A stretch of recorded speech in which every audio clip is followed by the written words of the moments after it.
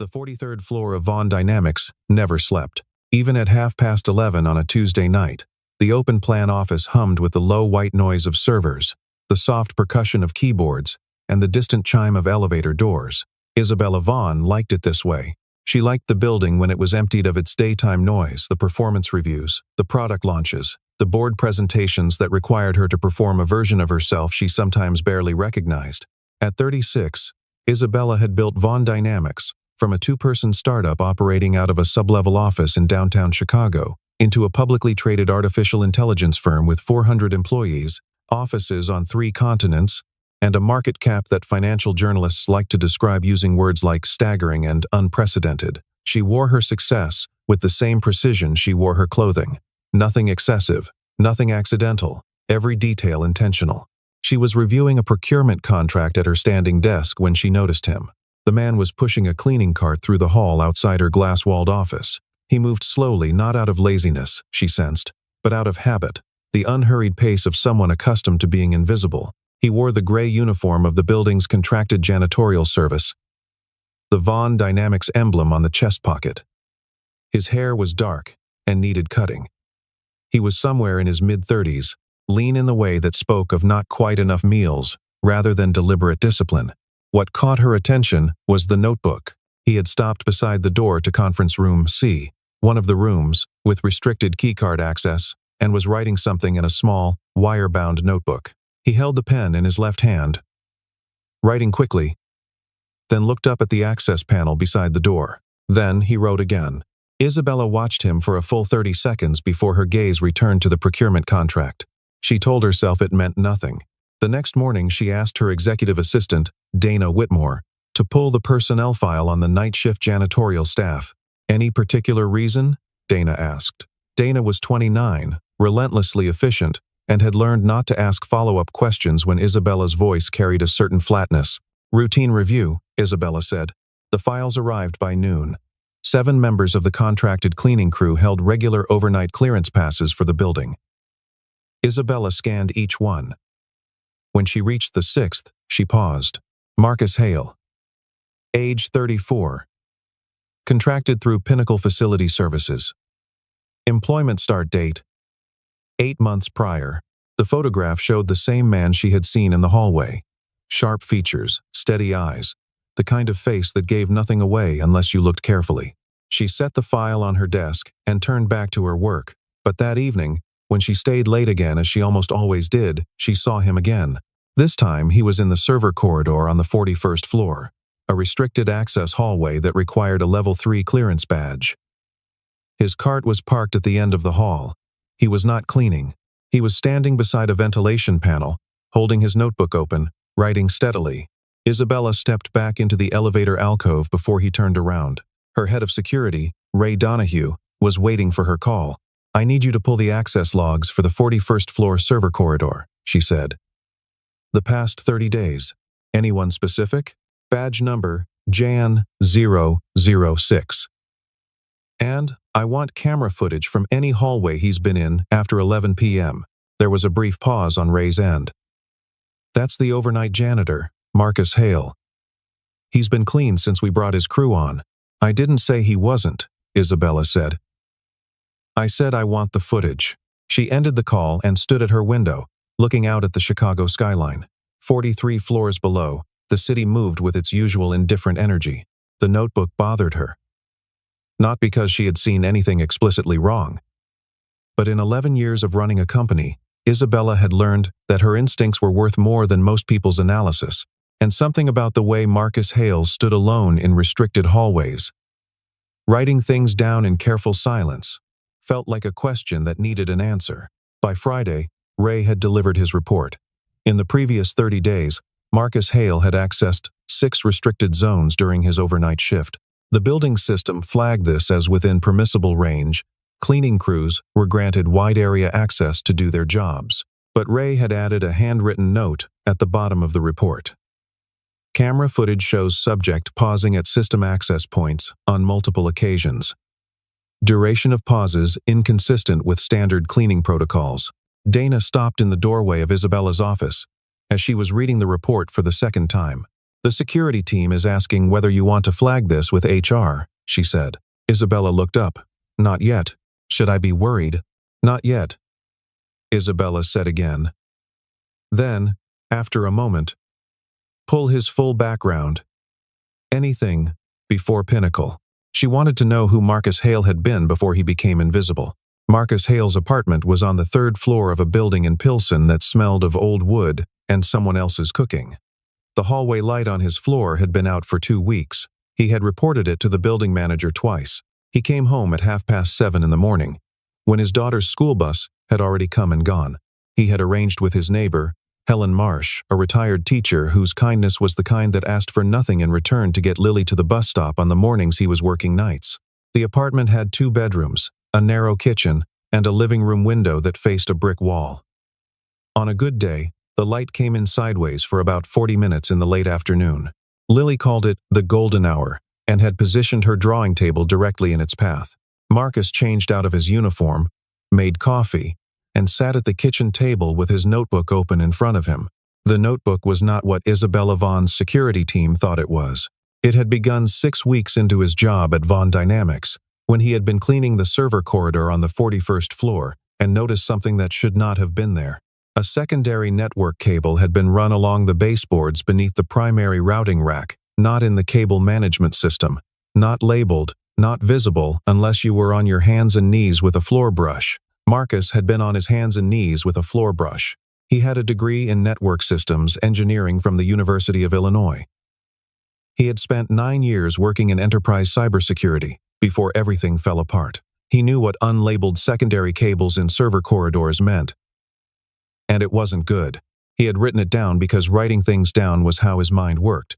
He wrote down everything he noticed: the access panel on the 43rd floor, whose keypad had a worn pattern on 3 of its digits, suggesting the same short code had been used for years. The gap in the camera coverage in the east stairwell on the 38th floor. The way the ventilation system on the server level ran slightly hotter than the ambient temperature suggested it should, which could indicate something drawing unexpected power. He had written all of it down, and he had done nothing with it, not because he didn't care, because he had been here before. At his previous position, a network security role at a financial services firm called Clearwater Data, he had discovered evidence that a senior executive was siphoning client funds through a shell of rerouted digital transactions. He had documented everything. He had gone to HR. He had then gone to the board. He had then gone to the FBI. Because the board had called the executive's attorney instead of the investigators. The executive had survived. Marcus had not. It had taken 18 months, 2 attorneys, and the complete dissolution of his professional reputation before the charges against him fabricated. Every one of them were quietly dropped. By then, Clearwater had settled with the regulatory bodies. The executive had retired with a full package. And Marcus had spent 4 months unable to find work in any field adjacent to his experience. His daughter, Lily, had been diagnosed with a congenital heart defect 18 months before all of this. The surgery she needed cost more than Marcus had made in 2 years at Clearwater, and it was not the kind of thing that waited. He had taken the janitorial job because Pinnacle Facility Services offered health insurance after 60 days of employment. It was the best option he could find that offered coverage fast enough to matter. He sipped his coffee and looked at the notebook. He had spent the early weeks of this job trying to determine the appropriate threshold. How much did you need to see before you had an obligation to speak? How certain did you need to be?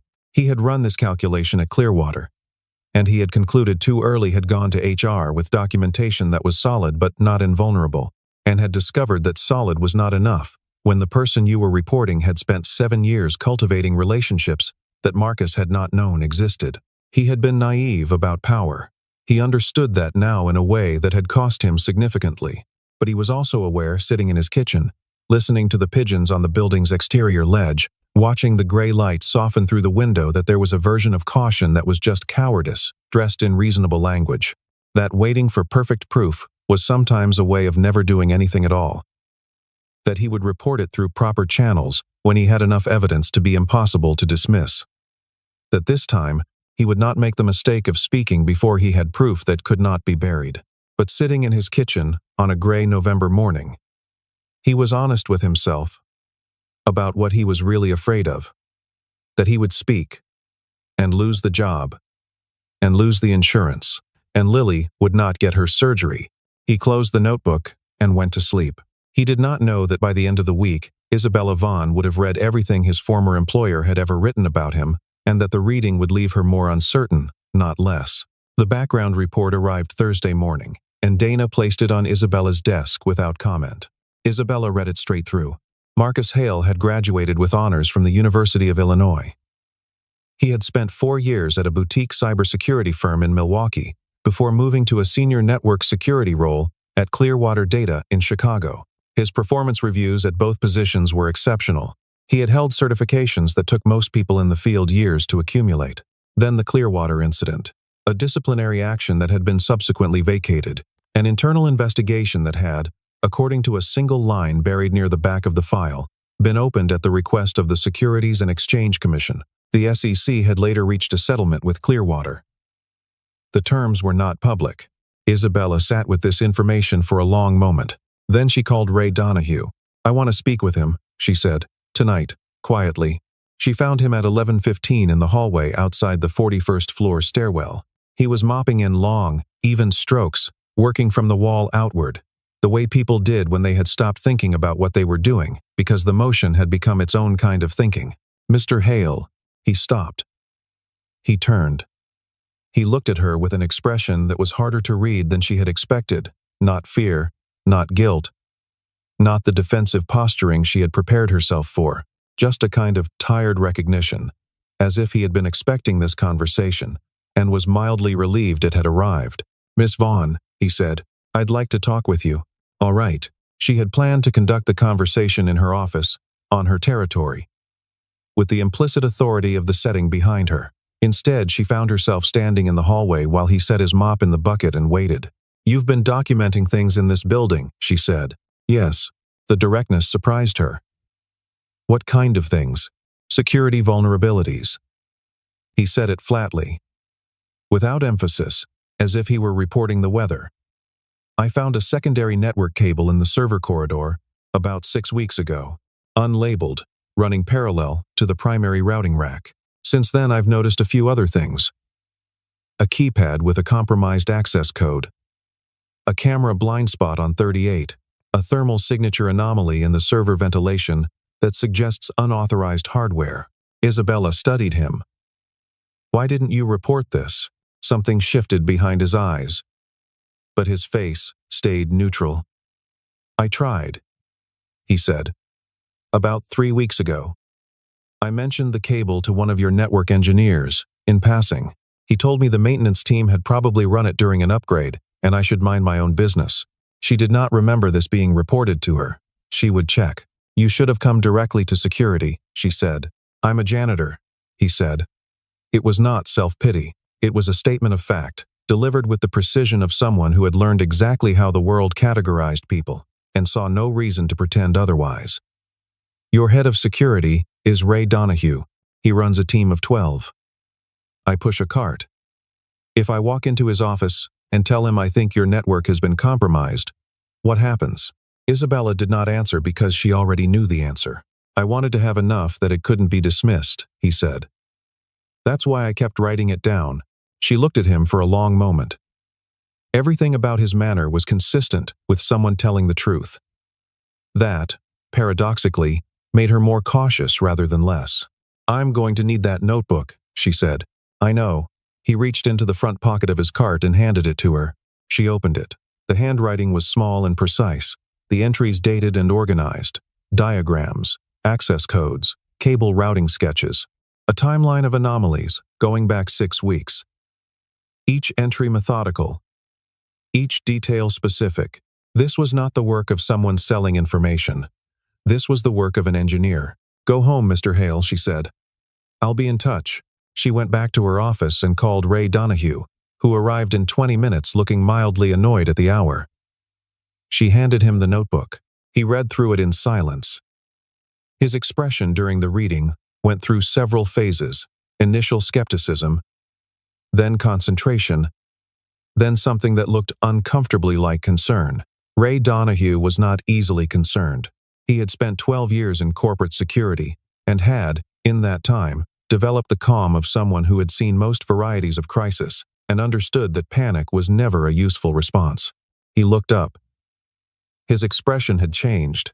"If even half of this is accurate," he said, "we have a serious problem." "I know," Isabella said. "The thermal signature alone, I know.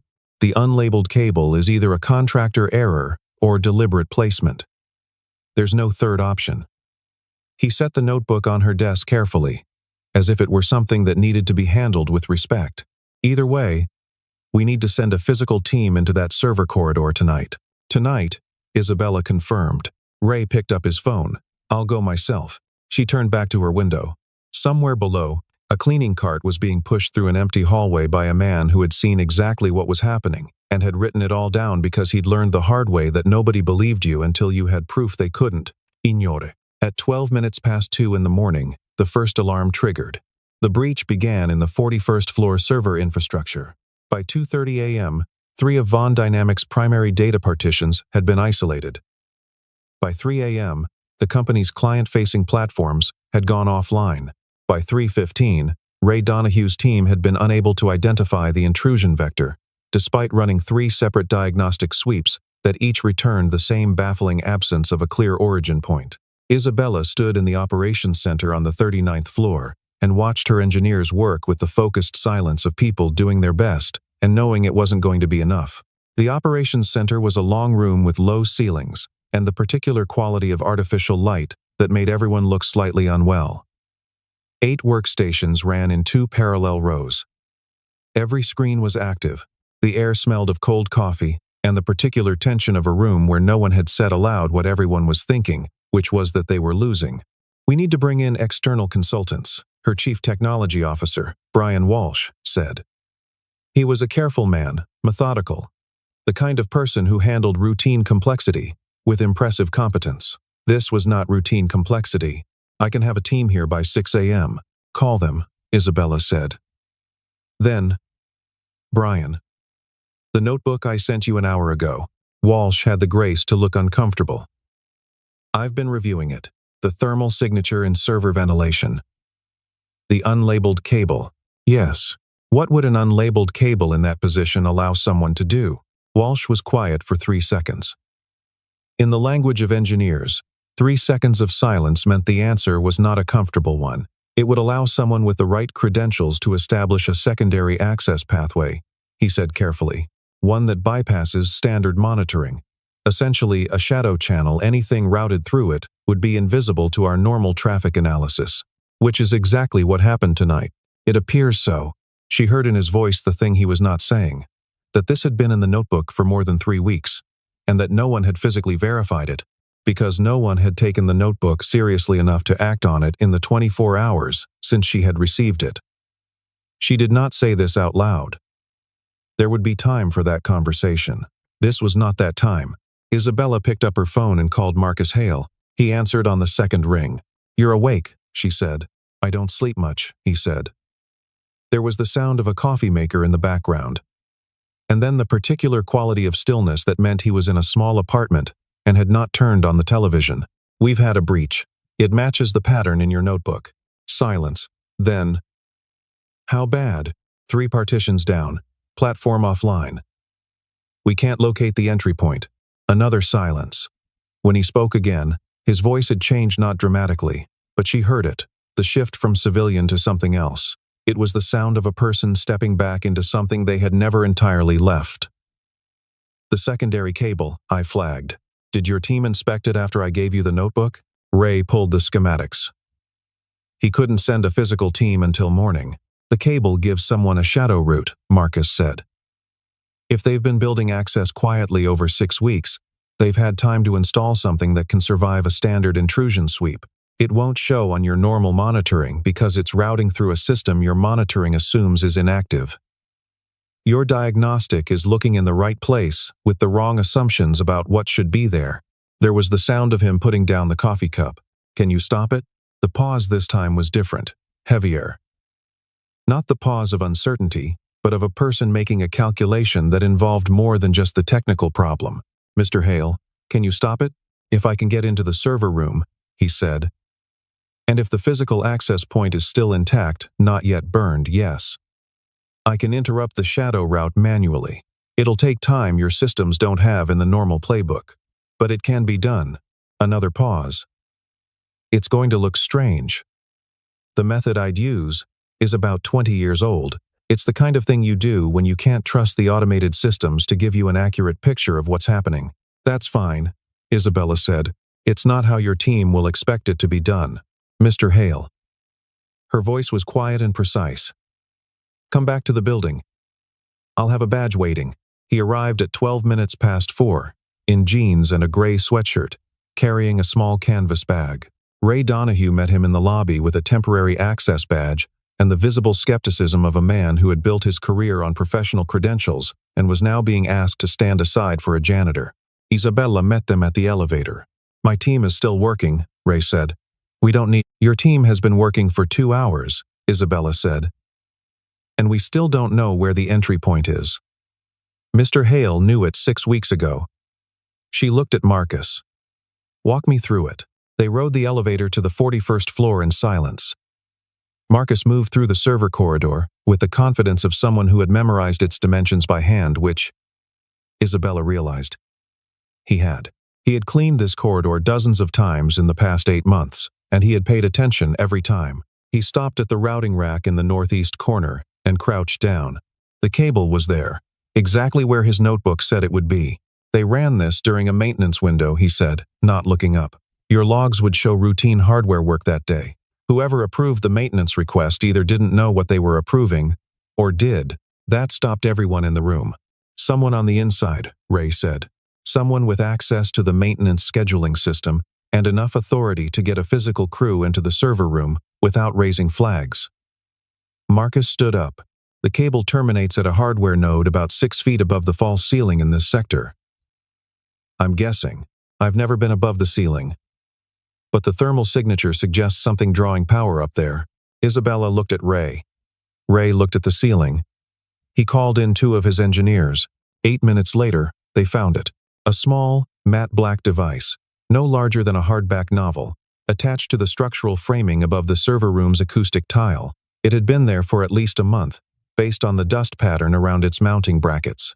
One of the engineers, a young woman named Claire Stanton, who had joined the security team 14 months ago, and had the particular brilliance of someone who had learned to hide it, crouched beside the device and examined it without touching it.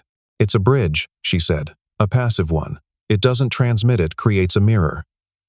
Every packet moving through this rack has been copied, in real time, to wherever this thing sends it. The room was very quiet. 6 weeks, Marcus said. That's how long it's been running. Isabella counted back. 6 weeks ago, Vaughn Dynamics had been in the final stages of negotiating a joint venture with 3 separate federal infrastructure partners, the kind of negotiation where data security was not a preference, but a contractual obligation, the kind of negotiation where a 6-week mirror of internal communications would be worth, to the right buyer, an extraordinary amount of money. Who authorized the maintenance window? She said. Ray was already on his phone. The maintenance authorization had been signed by Gregory Marsh, Vaughn Dynamics' chief operating officer. Gregory Marsh, who had been with the company for 7 years, who had helped Isabella structure the board presentation that had taken the company public, who had a corner office on the 44th floor and a reputation for being the most dependable person in the building. Isabella sat with this information for longer than she let anyone see. Gregory had been her hire, her recommendation, her trust. Ray's team had pulled the full documentation trail by 6 a.m.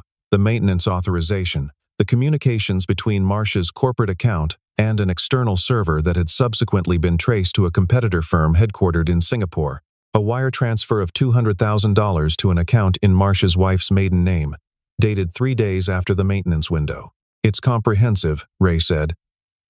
He was careful. But he wasn't careful enough.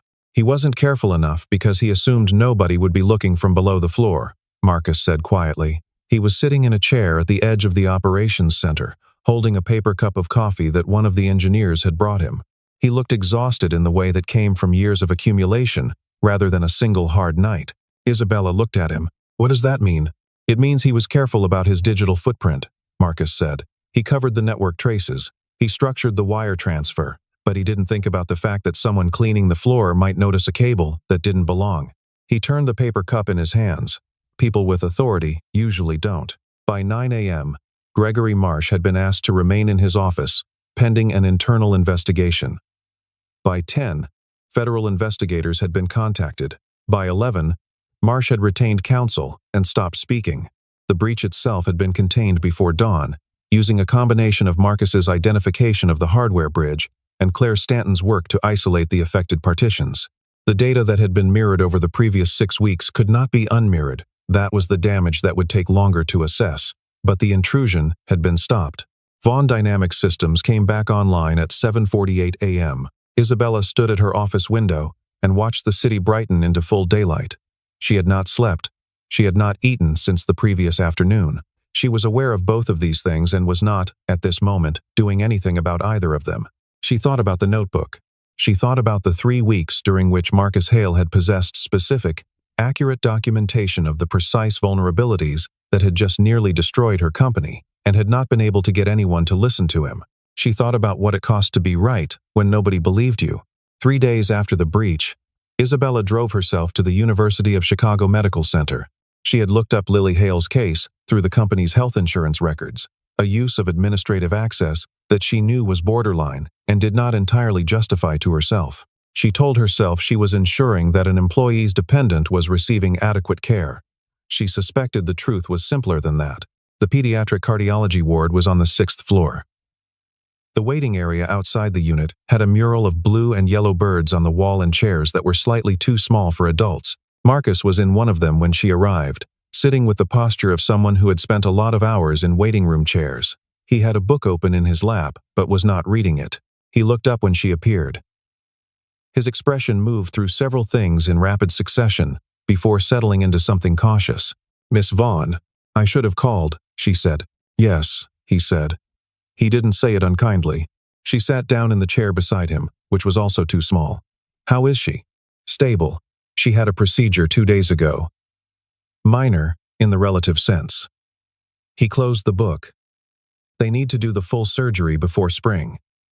Her cardiologist says the window closes as she gets older. The insurance covers the surgery, 70%. He said it without bitterness, with the flat precision of someone who had run this calculation many times. The other 30% is approximately $40,000. Isabella looked at the mural. The birds were mid-flight, caught in the permanent optimism of painted things. "I owe you an apology," she said. The silence that followed was long enough to be honest. "You thought I was a threat," he said. "You were protecting what you'd built." "I understand that. I didn't give you a fair hearing." "No," he said. "You didn't." He paused. "But you listened eventually. And you came back." He looked at the door to the ward. "A lot of people don't." A nurse came out to speak with him briefly, something about a medication schedule, a follow-up with the attending physician in the afternoon. Marcus listened with total focus, asking 2 precise questions and noting the answers in a small notebook he pulled from his jacket pocket. Isabella watched him and said nothing. When the nurse left, Marcus turned back to her. "What happens now?" "With Marsh, federal investigators. A civil suit will follow, almost certainly. The board is in emergency session today." She paused. "The joint venture partners are understandably concerned. We have a great deal of rebuilding to do. The systems are stable. Claire Stanton has run 3 independent audits in the past 72 hours. We're clean." She looked at him. "She said you taught her 3 things in the server room that her 4 years of formal training hadn't covered." He almost smiled. It was brief and complicated. The smile of someone who had learned to be careful with hope. "She's sharp," he said. "She would have found it herself." "Maybe," Isabella said. "But you found it 6 weeks earlier." What she did not tell Marcus at the hospital was that the board meeting that afternoon had not gone the way she had intended. The 4 independent directors, shaken by the breach and the revelation of Marsh's betrayal and the incoming federal investigation, had arrived at the board session with a recommendation of their own. They wanted an independent security audit firm brought in on a permanent basis. They wanted external oversight of the internal network team. They wanted, in short, a visible and credible response that demonstrated institutional accountability. These were not unreasonable things to want. Isabella had said so, and had meant it. What they had also wanted, and this was where the conversation had turned, was to quietly attribute the breach's containment to the rapid response of the internal security team, not to the documentation of a contracted janitorial worker who had identified the vulnerabilities weeks earlier and been ignored. It creates liability, one of the directors, a man named Howard Prentice, had explained. His tone was the particular tone of people who believed they were being practical. Howard had been on the board for 4 years. He was not a malicious person. He was a person who had spent his career learning to smooth over the things that created friction, and who had eventually stopped noticing the difference between friction that was inconvenient and friction that was true. If it becomes public that a member of the cleaning crew identified a critical breach that our security team missed, the insurance implications alone, what you're describing, Isabella had said, is dishonest. What I'm describing is prudent. It's dishonest, Howard. She had used his name, which she did rarely, and only when she wanted the person to understand that she was speaking to them directly and not to the room. And it's also wrong. And it is the kind of thing that, when it eventually becomes known, and it will become known, because the truth of what happened that night is documented across 14 separate camera feeds and 3 independent systems, will be significantly worse for this company than the original breach. Howard had looked at her the way people look when they understand that the argument has shifted from pragmatics to character, and that they are not winning. There had been 3 hours of this. She had driven home at 9 p.m. and sat at her kitchen table with a glass of water she did not drink, and thought about the birds in the hospital waiting room, and about Marcus Hale sitting in a chair that was too small, holding a book he wasn't reading, waiting to hear how his daughter's heart was doing. She thought about what he had said in the server room, working beside Claire Stanton while the breach was being contained, not the technical explanations, but the way he said them. Precisely, patiently, with no trace of condescension toward a team that had missed what he had found. He had made it easy for them to receive what he was telling them. He had spent his whole career making it easy for people to receive the truth, and they had rewarded him for it by making his life very difficult. She thought about who she wanted to be. She thought about the 11 years she had spent building a company on the principle that the quality of a person's thinking was not determined by the position they held, the degree they carried, or the office they occupied. She had said this in interviews. She had put it in the company charter. She had believed it, and had sometimes remembered to act on it, and had sometimes forgotten. Marcus had not forgotten. He had never had the luxury. She called Dana at 9:40. "I need the full staff assembly room booked for 9 a.m. tomorrow," she said. "And I need Marcus Hale's contact information."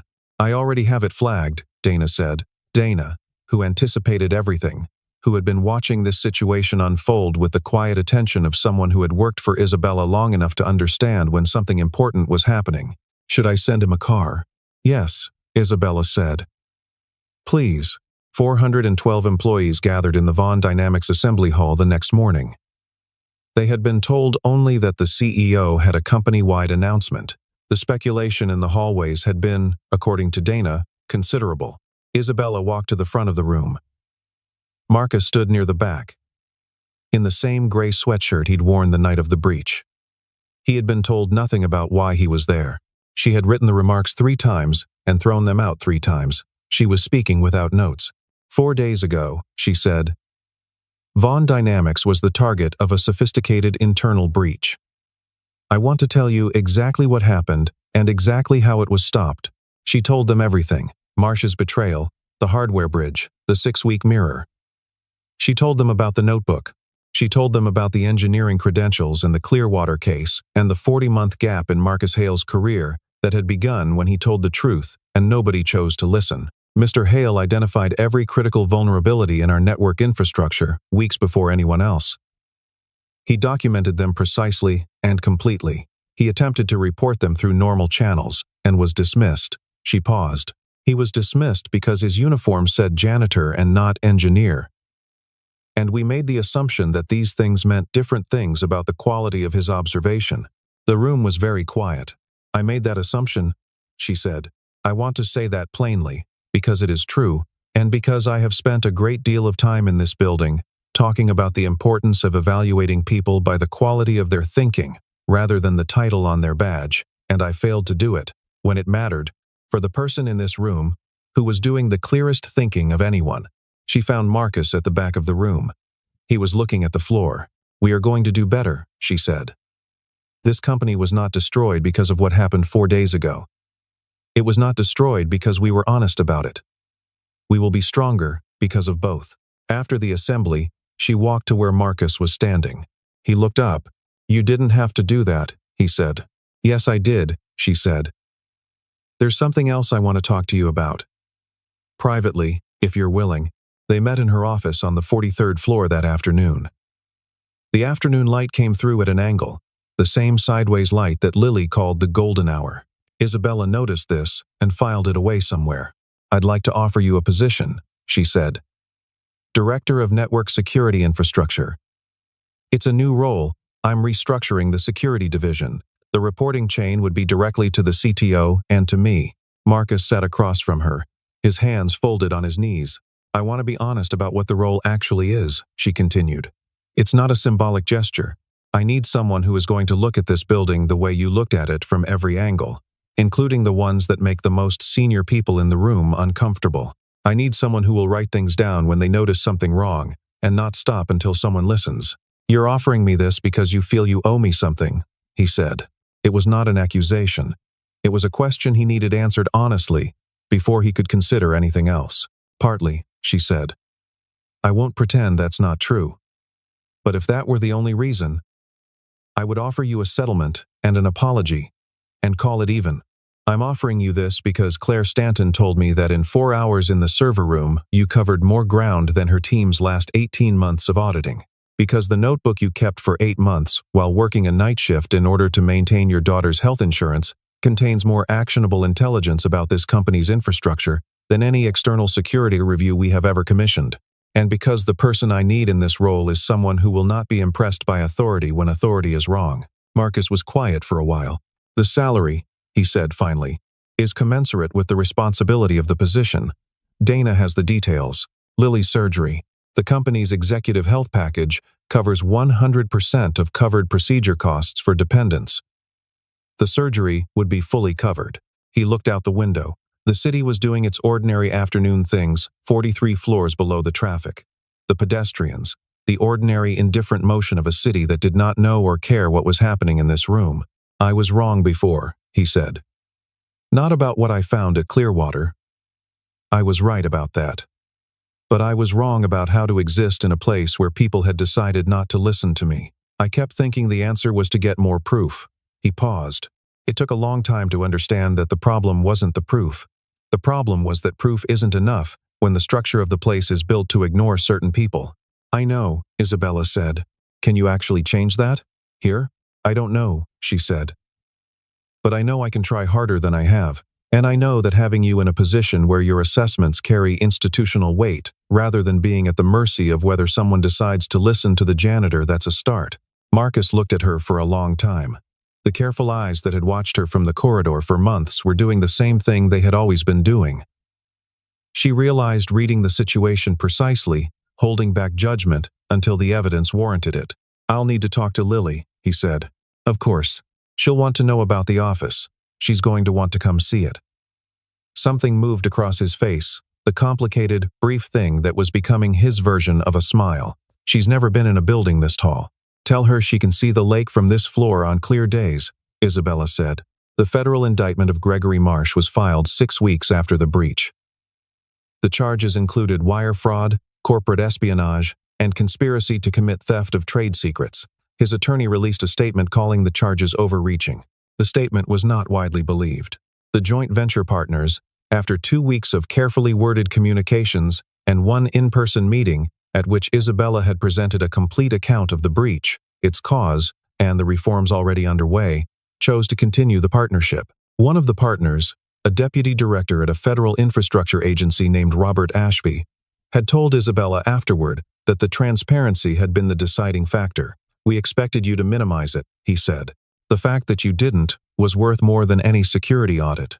Isabella had not told him about the board meeting, or about Howard Prentice, or about the 3 hours she had spent deciding who she wanted to be. Some things were private, but she had thought about it often, in the way that decisions made at the edge of your actual character tend to stay with you, not with guilt, but with the particular gravity of moments when you found out something real about yourself. 6 months later, Marcus Hale's name was on an office door on the 41st floor, not the 43rd, where the executive suites were. He had specifically asked for 41, near the server rooms. Isabella had found this characteristic and had said nothing except to arrange it.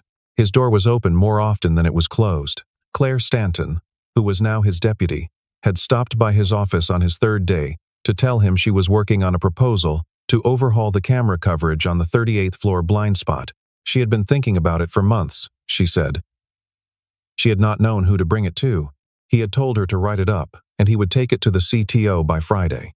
She had looked at him with an expression he recognized, because he had worn it himself, the expression of someone discovering that the path from noticing a problem to someone doing something about it did not have to be as long and as difficult as they had learned to expect. He had worked on not saying too much in response. It was not the moment for a speech. It was the moment to let her go write the proposal. Lily came to the building on a Saturday in March, 3 weeks after her surgery, when she was well enough to be excited about things again. She wore a yellow coat and carried a stuffed dog named Captain and stood at the window of his office for 11 minutes, looking at the lake. "It looks like the whole world," she said. "Pretty much," Marcus agreed. "Is that your chair?" "That's my chair." She considered this with the serious attention of an 8-year-old evaluating important information. "It's a good chair," she said. She turned from the window and walked the perimeter of the room with the deliberate inspection of someone taking inventory. She examined the whiteboard, which had a network architecture diagram on it that she studied with her head tilted to one side.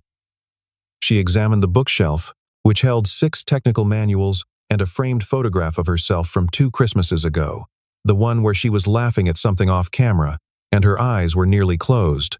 She examined the door, which had his name on a small placard, and ran her finger over the letters.